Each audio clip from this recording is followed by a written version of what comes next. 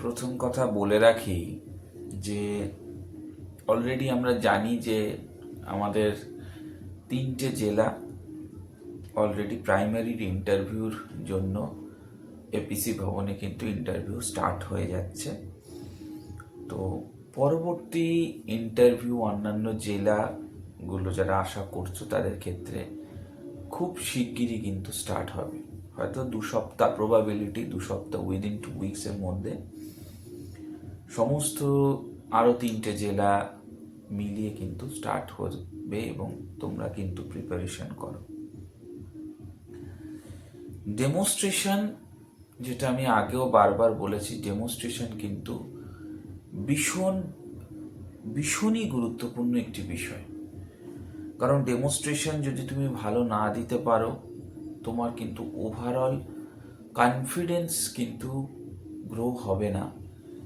এবং ডেমনস্ট্রেশন খুব ভালোভাবে না দিতে পারলে তুমি কিন্তু সেখানে সঠিকভাবে তুমি কোনো একটা জিনিস যখন বলতে চাইছো সেটা কিন্তু বলতে পারবে না। এই জিনিসটাকে মাথায় রাখতে হবে যে আমি সেই জন্য খুব ভালোভাবে প্রিপারেশন নেওয়াটা কিন্তু ভীষণভাবে দরকার। এক্ষেত্রে একটা জিনিস আমি বলবো যে যখনই কোনো কিছু তোমরা বলছো সেটাকে খুব ঠান্ডা মাথায় খুব সুগঠিতভাবে প্র্যাকটিস, এবং সেই বলার প্র্যাকটিসটা কিন্তু করতে হবে, বারংবার করতে হবে। আরেকটা জিনিস যেটা হচ্ছে যে ডেমনস্ট্রেশন করার ক্ষেত্রে তোমাকে একটা জিনিস মাথায় রাখতে হবে যে আমি যখন কোনো একটা জিনিস ডেমনস্ট্রেশন করছি, সেই ডেমনস্ট্রেশন করার ক্ষেত্রে আমাকে ঠিক কেমনভাবে, কী রকমভাবে সেই জিনিসটাকে বলতে হবে, সেই জিনিসটা কিন্তু তোমাকে ডেলিভারিটলি আলোচনা করতে হবে।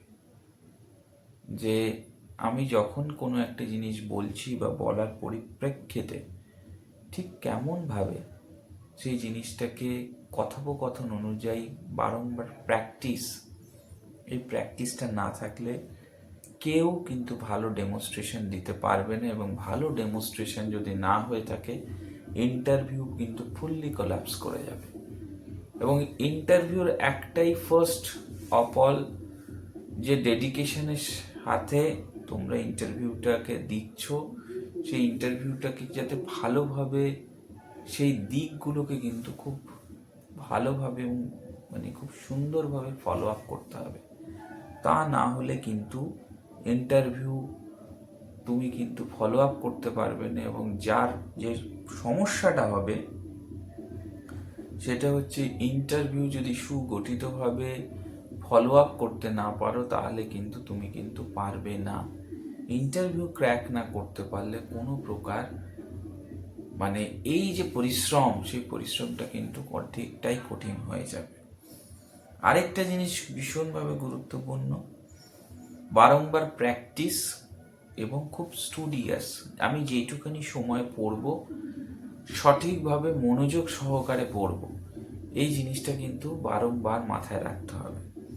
এ প্রসঙ্গে আরেকটা জিনিস বলবো যে আমাদের প্রাইমারির ইন্টারভিউ সংক্রান্ত একটি বই, সেই বইটি আমরা নিয়ে এসেছি এবং এই বইটি যে ফ্রন্ট পেজ সেটা তোমাদের সামনে উপস্থাপন রয়েছে।